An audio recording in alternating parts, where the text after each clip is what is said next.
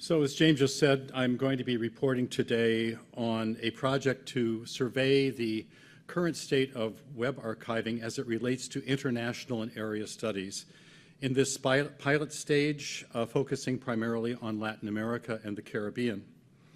This is one of three work streams comprising the Global Collections Initiative of the Center for Research Libraries, funded in large part, by the Andrew W. Mellon Foundation, with support and active collaboration from scholarly organizations in North America, the UK, and Germany. The final report should be ready for release, let's say soon. In my remarks today, rather than offer a much too rapid march through the entire report, I want to give you a quick demonstration of some of the issues at stake here, followed by a summary of the 10 areas where these issues can and should be addressed. Ultimately, the goal is to advance the integration of archived web content into mainstream scholarly communication. So to set the stage, consider this visualization of city-to-city internet connections. First in 2007 on the left, when, as you see, the internet was pretty much of a North Atlantic affair. But then just 4 years later, the graphic on the right, when quite suddenly South America and the Caribbean appear on the map, so to speak, as a vigorous participant in world internet traffic, visibly outpacing Africa, though still lagging behind Asia's even more explosive growth. Today, there is more internet traffic to our south than in the United States and Canada combined, whereby Latin American use of the open web is likely actually greater than the graphic suggests, since, as Pamela Graham, who's with us today, and you'll be hearing from her later, and Kent Norsworthy point out in a study to be published later this year, much digital publishing in Latin America is not channeled or distributed through commercial publishers, one might say, yet, but is instead only taking place on the freely accessible web. The availability of so much content and its increasing value and relevance to the study of culture, society, and government in this world region has already had a huge, one might say, revolutionary impact on scholarship and teaching. Compare the sources of this 1998 study published by the World Bank. Almost all of these, in fact on this page, all of them are citations to monographic and serial literature. With this bibliography from a 2018 study just published, focusing on the porous border regions between Mexico and Guatemala.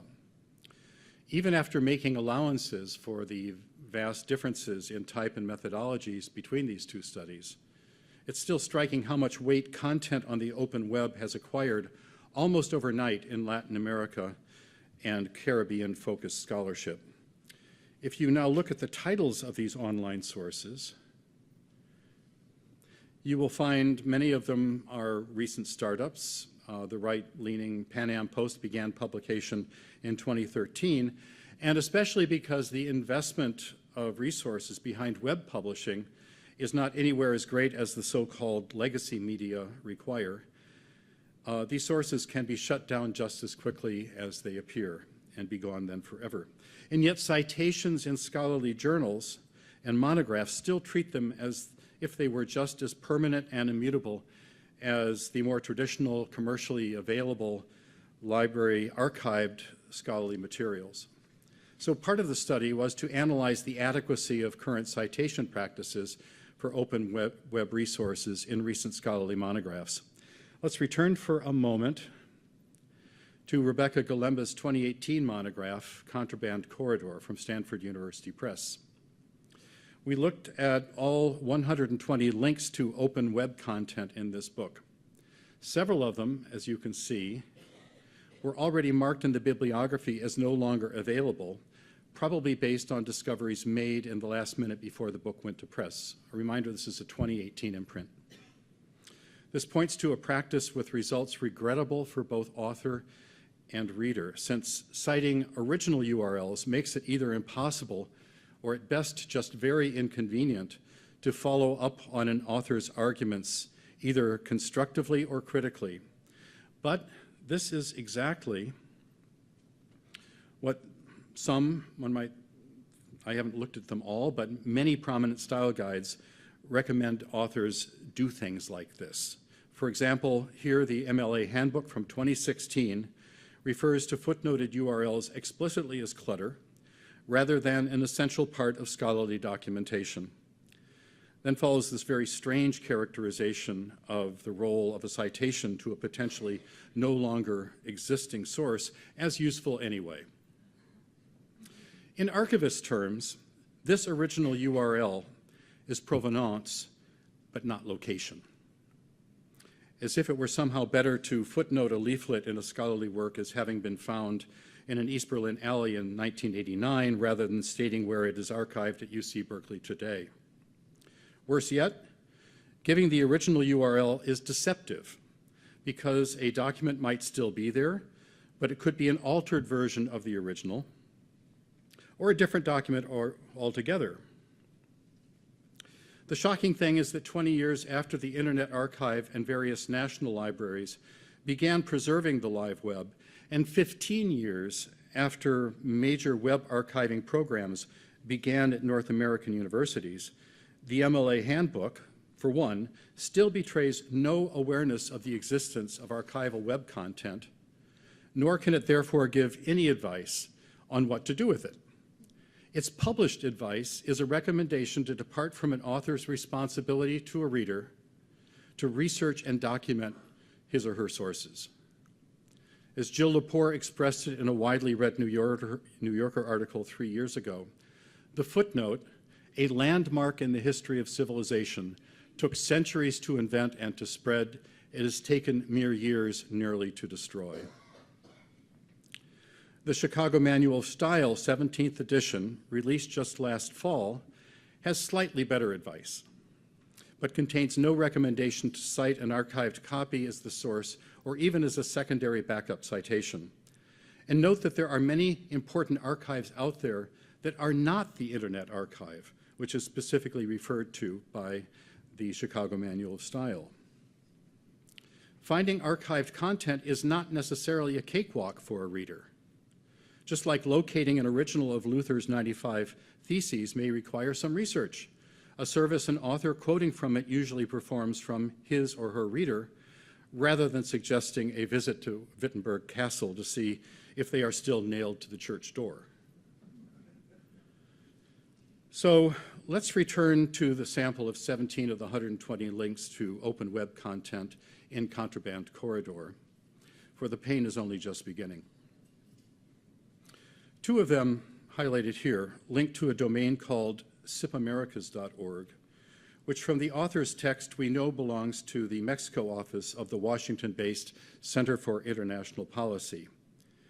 If we click on the link to this source, which we can do easily from the digital version, which is provided by EBSCOhost to many of our libraries, we first get this warning page that we're about to enter a bad neighborhood, and our security cannot be guaranteed. If we as a reader proceed anyway, despite the risk of a virtual mugging, maybe we're relieved to find ourselves merely redirected to a website for cannabis derivative products. Actually, we're not being redirected at all, since if you look carefully, this is the correct URL as cited in the bibliography of this 2018 monograph. So, being a little more conscientious than I might be if I were just a casual reader of this book, I call the Center for International Policy in Washington, D.C., and ask where their content has gone and what they are doing to get it back. After all, the word archives is part of their URL, meaning at least on my part, I have an elevated standard for reliability. They tell me that in light of the hijacking, they have just moved their content to an entirely new domain, americas.org. There I find the reference article at the new location, but recall that as a reader of the book, I would never have known that. Next step, I call the author at the University of Denver. She is understandably not happy. But what can she do? The book has already been published. So to avoid a repeated instance of content loss later, I thought I'd check to see if at least the new location at americas.org has been archived at the Internet Archive. It has not been. So I did it. Very empowering.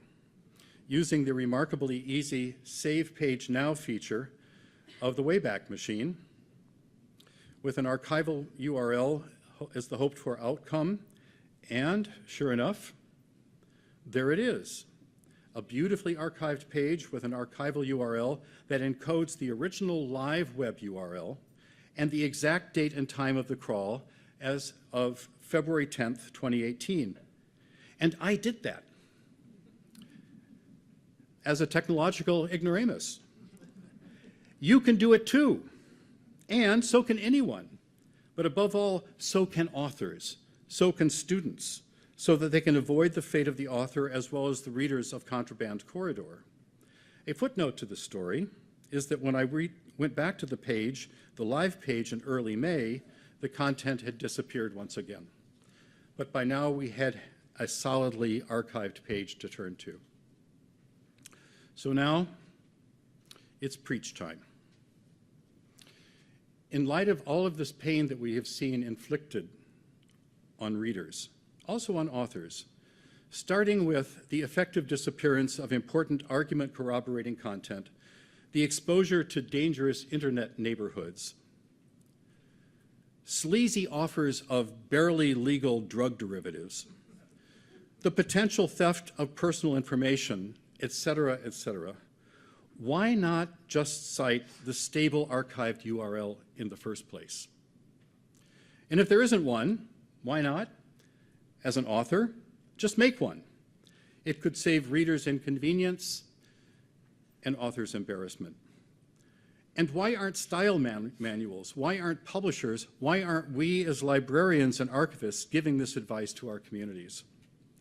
It's the academically responsible thing to do and could save the scholarly footnote from the irrelevance that Jill Rapport conjured up for it in that New Yorker article from 2015. There are many good examples of citations made using archival URLs that, at least in the digital medium, are far more reliable and safer to follow up on than shorter live web URLs that don't necessarily point to anything anymore. Here are 3 citations pointing and linking directly to the archive source. The first cites content from UT Austin's Latin American Government Documents Archive, LAGDA. The second is a clickable reference in the 2016 online Dictionary of Caribbean and Afro-Latin American Biography, which, to be a useful reference book, needs to be around for a couple of years with working citations. So note, by the way, the missing panels in this archived version of the page from the Jamaican Observer, a problem new technologies and better web archive literacy are addressing. Then finally, look at this senior honors thesis from the University of Maryland, where the student explicitly thanks her librarian for introducing her to a, quote, archive full of government documents from all around Latin America. She then continues, at the end of this process, I very much feel like a historian who is able to carry out independent research, and feeling like I really have those skills is a great end to my undergraduate career. Isn't this what we all want at the end of an undergraduate education? This feeling of being an empowered scholar. It's against the background of all the wild and woolly experiences we have today in the world of international and area studies web citation that I invite you to look forward to the release of the forthcoming report from the Center for Research Libraries. Parts 1 and 2 present the special issues affecting web use and web archiving, with examples drawn from both actual and hypothetical research in the field of Latin American and Caribbean studies.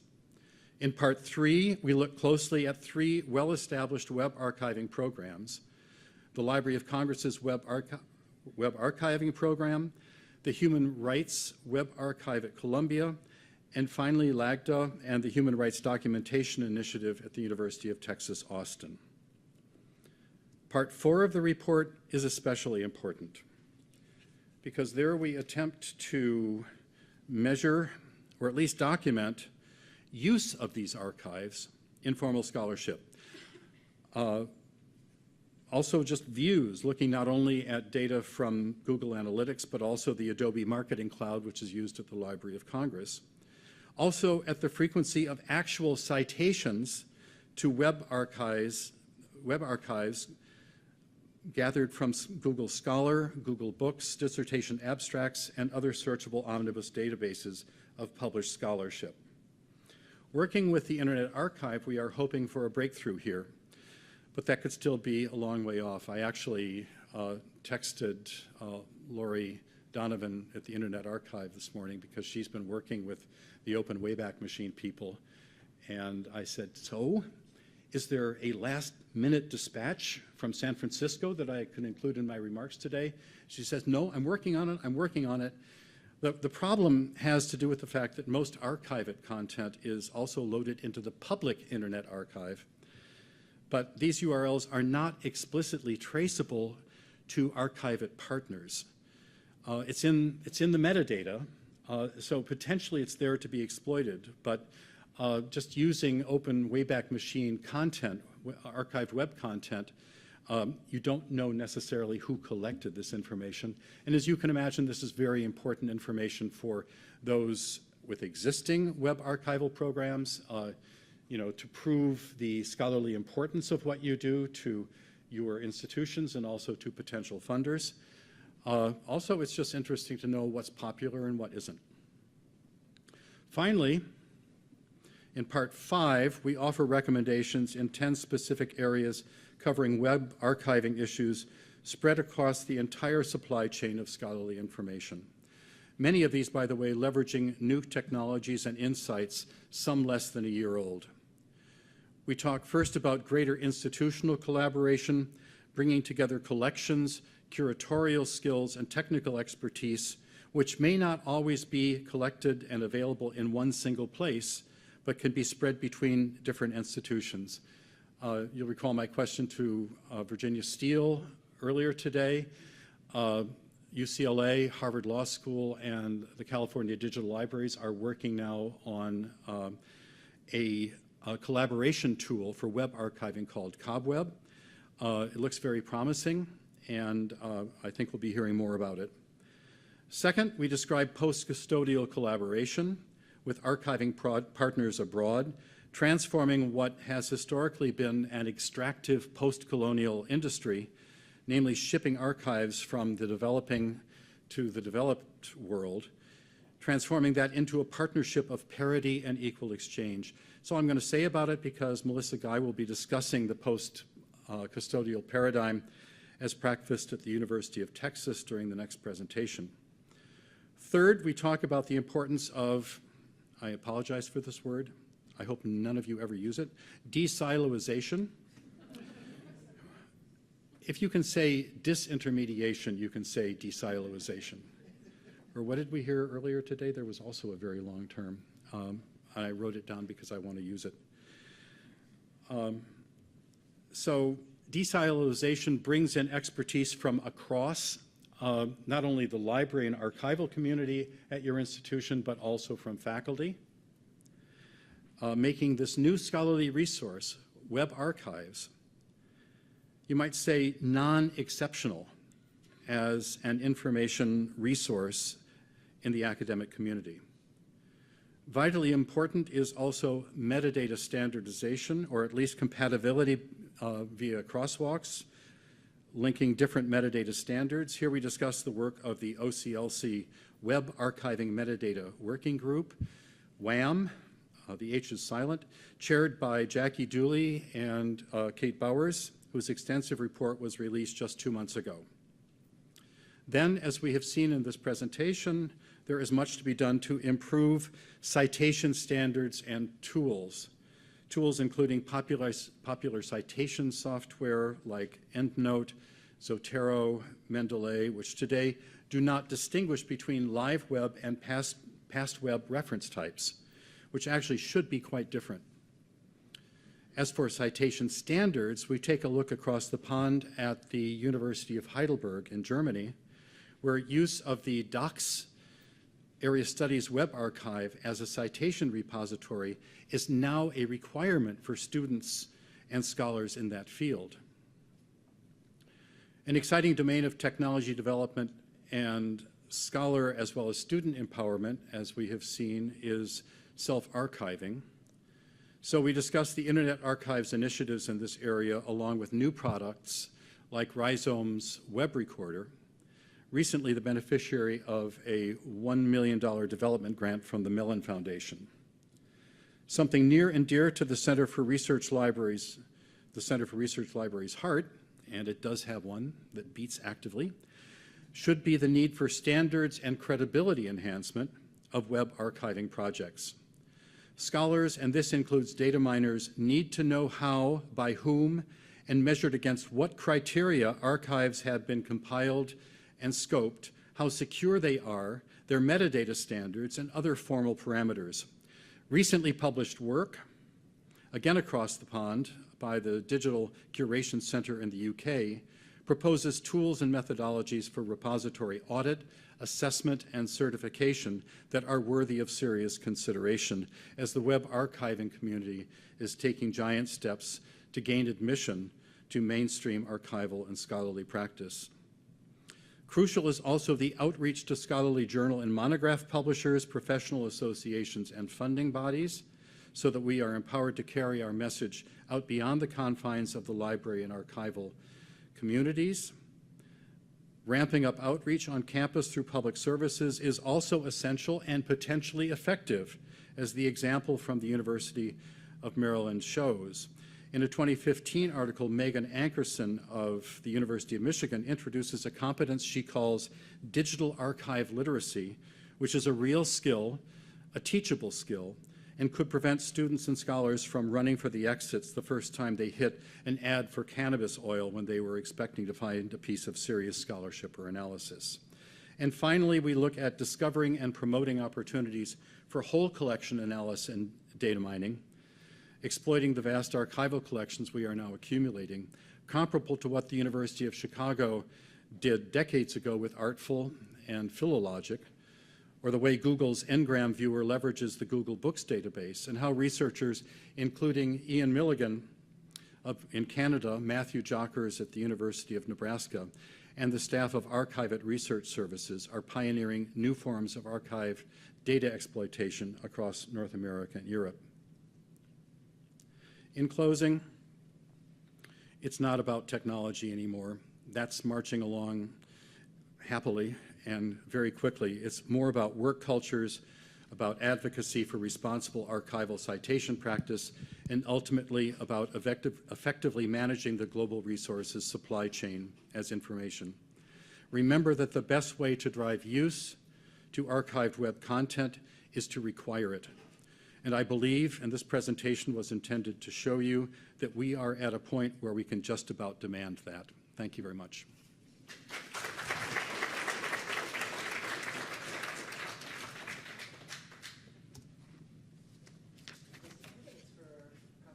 I feel like I should know the answer to this, but I'm pretty sure you do.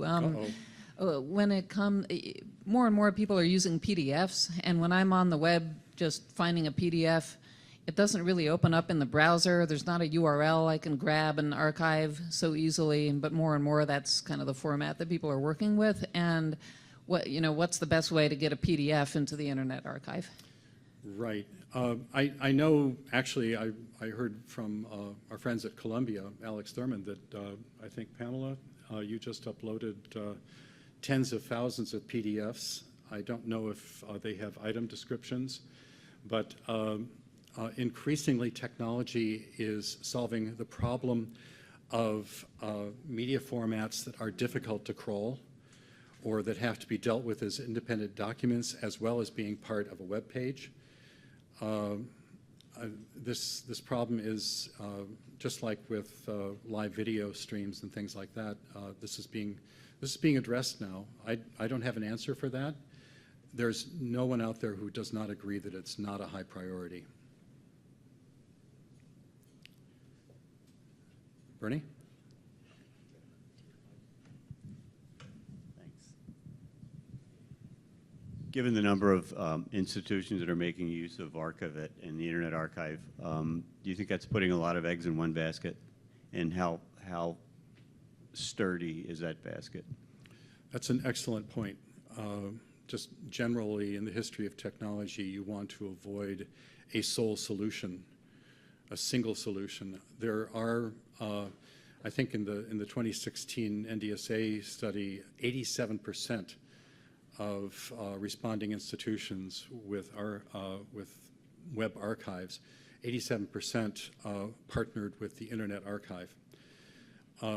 There are, as I mentioned, a lot of web archives out there that are not in the Internet, not in the Archive-It program.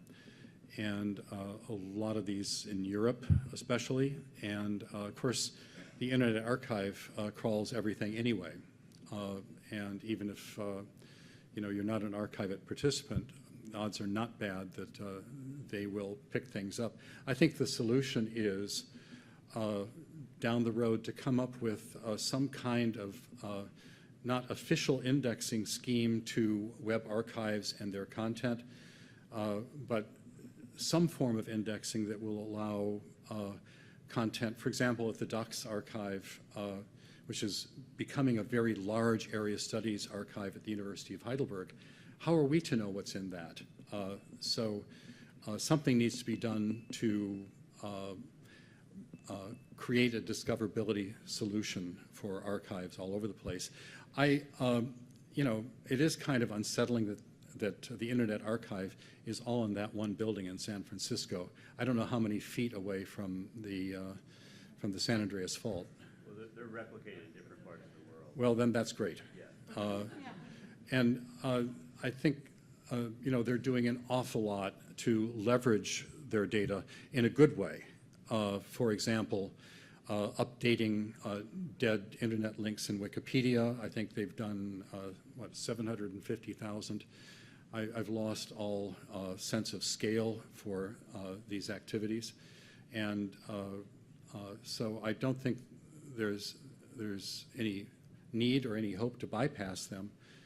But ultimately, it's becoming a very large community out there, and people need to be able to find things in existing archived form. Or, of course, they can always archive them themselves, but then those tend to be flat pages. Thank you, Jeff.